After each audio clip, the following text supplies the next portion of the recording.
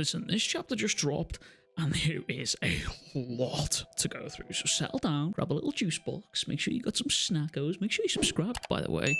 And let's just get into this fucking big-ass juicy chapter of the strongest Gojo versus fucking Sukuna, chapter 223 of Jujutsu Kaisen. This chapter opens up with Gojo and Ichiji walking through Shibuya here, and it seems like they're in the same place where Sukuna and Jogo had their fight originally. And the only reason I say this is because of the literal massive meteor rock sat on top of the building in this panel, which looks a whole lot like the meteor Jogo summoned when he was getting his ass whooped by Sukuna. But we see Ichiji following behind Gojo here, and Gojo's aura is literally creeping him out. I'm pretty sure this is the first time we've ever seen this from Gojo. It's even mentioned how creepy Gojo's aura is by Yuji when he first encounters Yuta in their little scuffle there, but we've never actually seen Gojo's aura like this up until this point, which I think speaks to his mentality of where Gojo's at right now, and I will talk about that a little bit later. I'll get into that. But we see Ichiji going on here to ask Gojo what the perception of time was actually like within the prison realm, and I, for one, I'm genuinely happy that this question got asked because it was kind of bugging me, and like I said in my spoiler video, I think it's fitting that Ichiji asked this question because I feel like it should have either been Ichiji or Takaba. But apparently Gojo says how it's really similar to just having like a super ridiculously busy work week here, and it's actually the contradictory feeling of time being like the longest time ever, but also it passes by in no time at all. And if any of you work any full-time jobs or you've had like a really busy week, then I'm sure you can all relate to this feeling. And honestly, I don't think JJK could have chosen a better way to describe this, in my opinion. I think this is genuinely the most relatable and humane way that you could have described this feeling to us, because a lot of people were confused about how the time situation flows because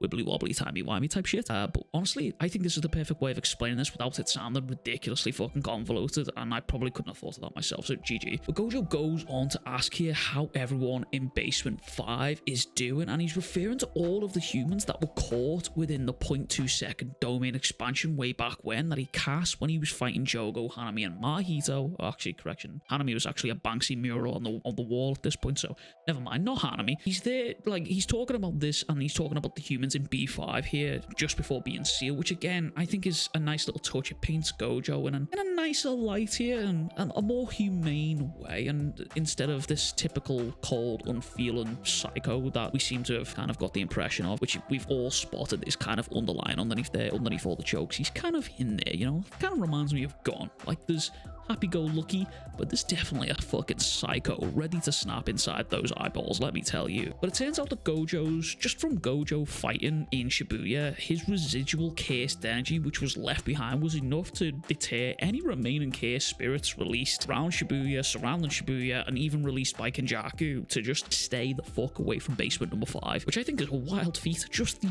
mere excess presence of Gojo walking his little ass through there and having a little held back scuffle with some bitches is enough for the rest of the cursed spirits in the area to look at that area and be like, yeah, I'm good, mate.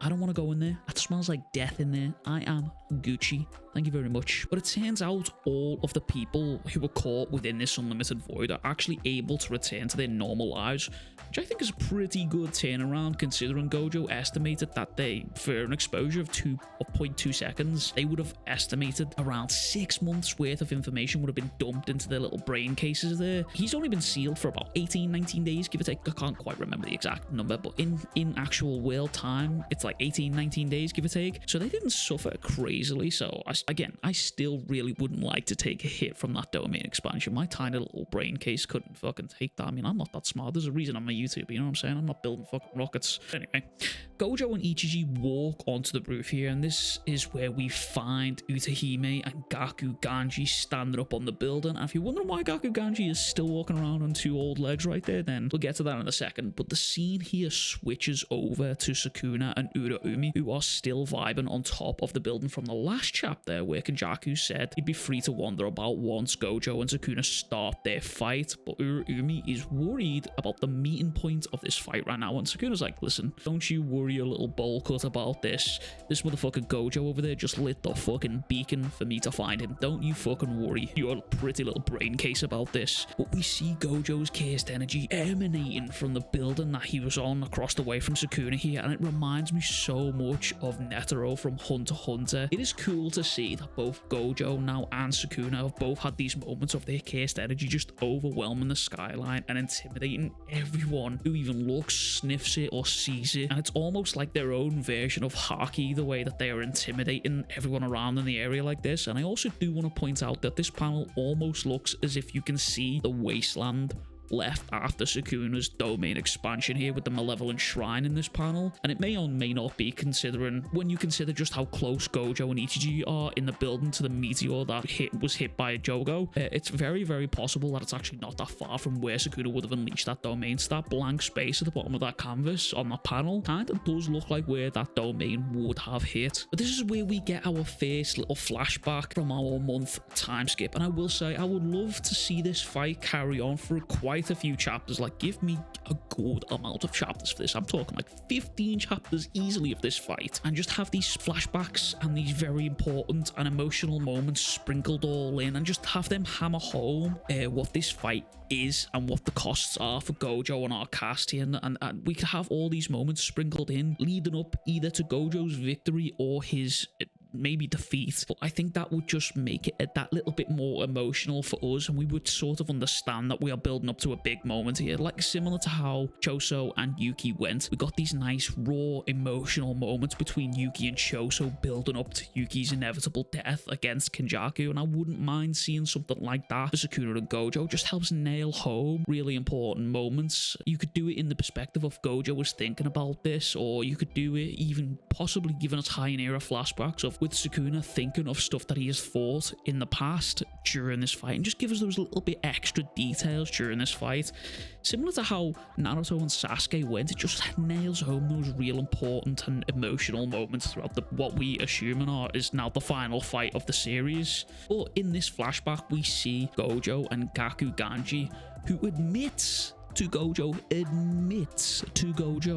was the one who killed Yaga. And honestly, I've got to fucking respect that. The brass cojones you've got to have to admit to a man who could literally twist your head off and flick it out the window that you killed one of his friends is ballsy. That's crazy work. Hats off to him. But Gojo was basically like, yeah man, it's super chill. I kind of figured you out from speaking to Yaga, and you're basically someone who can't help but follow the rules. So when the higher-ups ordered you to kill Yaga, you couldn't help but follow it, and this is where Gojo says how I can kind of trust you to some extent because of that. And he basically blames himself here for getting himself sealed, which again touches on Gojo's mentality in this fight and within these events here. And for me right now, Gojo's mentality tells me that he's realized what has being sealed caused. If he hadn't been sealed, Nobara, Nanami, Todo, Inumaki, Shibuya would all be saved, not to mention Megami wouldn't have even been taken over. The Culling Games probably wouldn't have ever started. Kenjaku probably definitely would not still be walking around right now. And there is a lot that has happened because Gojo was sealed, and I think right now in this moment, or just even since he's come out of the box, he's realized just how bad things have gotten.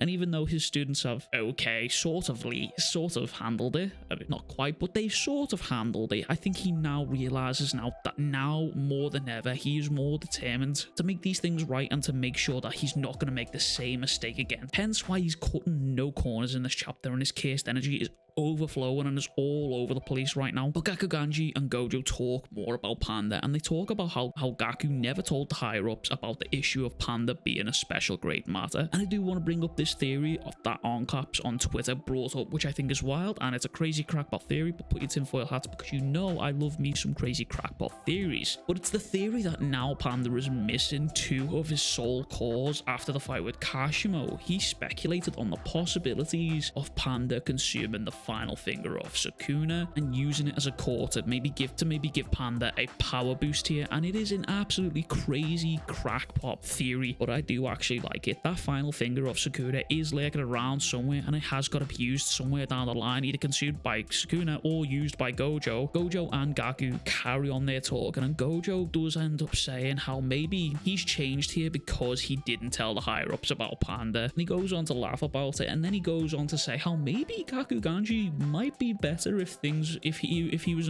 in charge. Maybe he could make things better here. But this is where we get the big reveal that all of the higher ups have been wiped out completely, which is absolutely insane. The implications of this, again, speaking towards Gojo's mentality, are truly insane. Now, the main theories that I'm seeing on this one is that one, Gojo done this. Without a question, Gojo made all of these dudes. Or two, it was Yuta and Inomaki, which we saw them in a strange sort of area in the previous chapter. However, I can't really see Inomaki or Yuta doing anything like this. Even if Gojo were to ask them, it seems just very out of character for Yuta, who is a pacifist. Like, this dude didn't even want to really fight or kill Udo, and he was trying to talk it down, trying to relate to it, you know what I mean? Seems strange for him to want to go and do this, and Inomaki as well, to even pull up crazy like this. However, Gojo, on the other hand, Gojo definitely has more than a motive for this. He said it multiple times, and he was almost even close to just killing a bunch of people back in his past arc with him and Geto. So he, like I said before, has that gun facade right now. Crazy,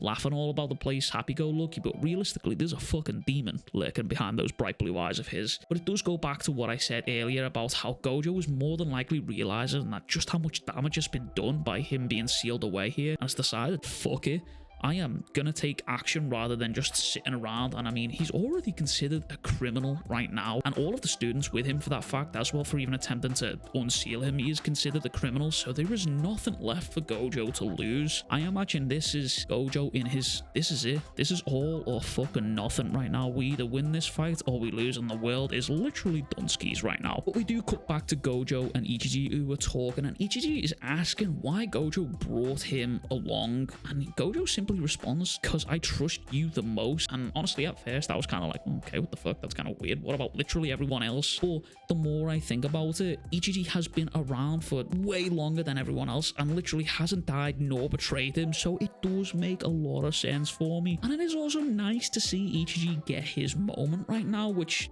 is where we do cut to the present, and we are now atop the building where Gojo has just arrived with Ichiji, and we see him starting to create a barrier for Gojo, and he's thinking to himself how even if he's a coward, even if he's ran away, Gojo, who is the strongest man in the world, has told him that he has faith in him. He's willing to die trying for that man right there. And honestly, again, it feels so nice seeing Ichiji get his moment here, even if it's just a minor one. But we see him putting up a barrier here, and we also finally get a technique reveal for Utahime. Good lord. I've talked so much through in this one chapter here, and we're literally only halfway through here. So if you haven't already, make sure to like the video, make sure to subscribe, maybe go get some extra snacks, because we're gonna need them. We still got a chunk of this to go through. But it turns out Utahime's technique is called a solo prohibition zone, and it's a technique that allows Utahime to basically buff her teammates as if she was in Final Fantasy, and she can choose who is being buffed.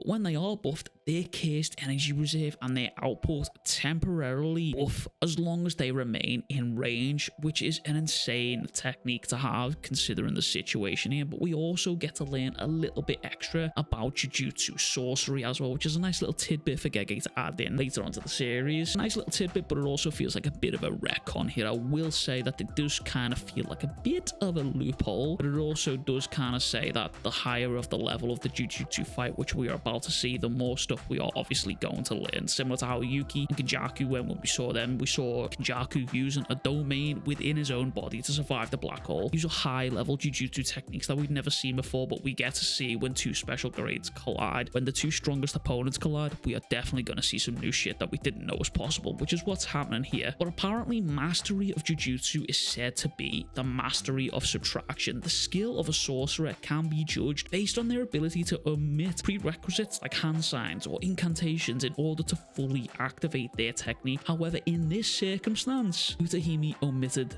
nothing. And if you're unsure of the implications here, basically everything that we have seen so far from everyone may as well just have been a weakened version of that technique in favor of speed for the fight or the situation that they were in. Right now, Utahime and Gojo are doing the full ritual for their chosen techniques and giving it a massive boost. Incantations, hand signs, dances, instruments, and by using a ritual to channel her cursed energy technique, Utahime was able to achieve 120% of its normal effect. And it then goes on to say how in this fight, the strongest sorcerer in history versed the current strongest sorcerer, the first strike will decide on who is the challenger.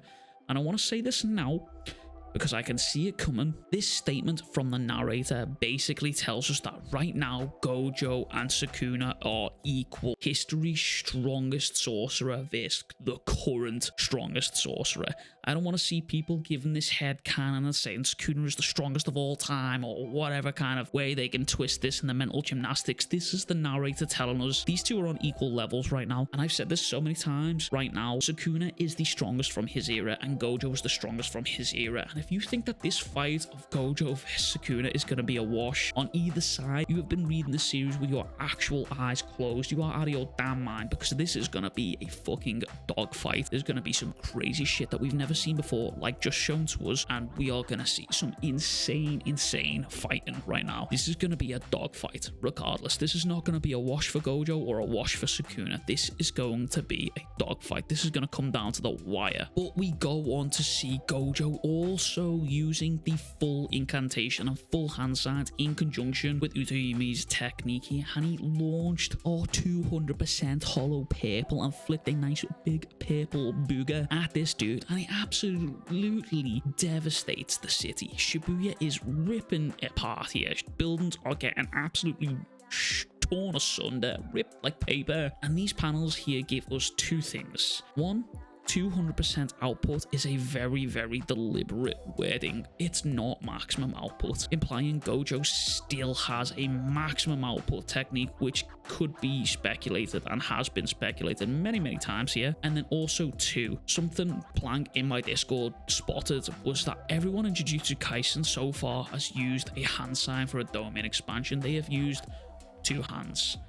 Gojo only uses the one, and with this recent revelation of information with incantations and hand signs to increase your technique by up to 120% or maybe even more, there is the possibility that Gojo is sat on an even more stronger version of his domain expansion that we've just yet not to see by using two hands for the incantation. But this hollow purple rips through the city, tearing buildings apart and eviscerating everything in his way. And Sukuna, who is standing across the way from Gojo, and Urarumi behind him, by the way, just want to point that out, holds his hands out as if he's going to catch this attack. But we learn that thanks to Ichiji's barrier, Sukuna actually misread Gojo's opening move here, and although he was aware of Gojo's presence, he was not able to sense the immense amount of cursed energy that was output until that attack was right in front of him. And now from what we can assume here, or at least this is my interpretation of it, is that Sukuna saw this and thought he could tank it. But as it got on top of him, he realizes that he is not stopping this at all and was barely able to get out the way, thus losing his arm in the process. For me,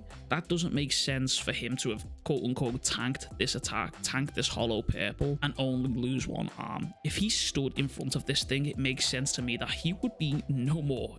This fight would be over, and I think Sukuna recognized that attack as just that right there. I don't think hollow purple is something that anyone can just tank. I think you lose body parts to this, getting out of the way, or you die to this. No in between. We saw something similar earlier on in the series with Hanami, who barely managed to get out of the way of this attack and lost half of their body for it, and we also saw what happened to Toji. That man got turned into half a biting donut. So as for Sukuna tanking this attack, I think we can throw that copium out the window right here. I think he saw that attack, and I think he realized that he wasn't him and he needed to get out of dodge for that attack, costing him an arm in the process, which in hindsight is no real biggie. He can always grow it back, but the downside to him being caught by this here is that regrowing limbs is extremely costly on the cursed energy when you're using RCT, and if this fight comes down to a battle of attrition, then I'm pretty certain Gojo is going to win, unless Sukuna has outside interference, which I'm not discounting at all. Kenjaku's one sneaky fucking bastard, and could even be Urarumi that helps within this. But Gojo's expenditure on cursed techniques is almost zero. It is infinitesimally close to zero, and unfortunately Sukuna does have a lot of cursed energy, but he will eventually run out. So Sukuna's win condition here is kill Gojo before he runs out of cursed energy here. And if he does manage to kill Gojo before his own cursed energy runs out, he best pray that Kenjaku has handled all the other students before they jump his ass. If Gojo can weaken this dude that much, I'm almost pretty certain Yuta Maki and Hikari in a 3-on-1 Sukuna fight, I'm pretty certain on a weakened Sukuna, those guys are taking it. But this chapter closes out showing us Sukuna and Gojo face to face. Once again, nailing home the strongest sorcerer in history versus the strongest current sorcerer of today. And Gojo tells Sukuna that he might have misread this entire situation, so let me set you straight. You're the challenger here. Again, Gojo with the god tier fucking shit talking. I cannot wait to see these two interact. I genuinely hope that these two are talking shit to each other as they're having the time of their life, finally being able to fight someone of equal caliber to each other. It genuinely feels surreal finally reading Gojo vs Sukuna right now, and honestly, I can't wait to see more. And I'm certain whichever way this battle goes, either Gojo wins or Sukuna wins, this fight is going to be fucking generational for sure. And that is everything from me. If you enjoyed this chapter, let me know in the comments down below, and if you haven't already, be sure to subscribe. And yeah, we're closing in on 10k subs, so that's kind of exciting. But yeah, as always, appreciate you guys all being here. Thanks so much. I'll catch you guys all in the next one. Much love, big kisses, peace.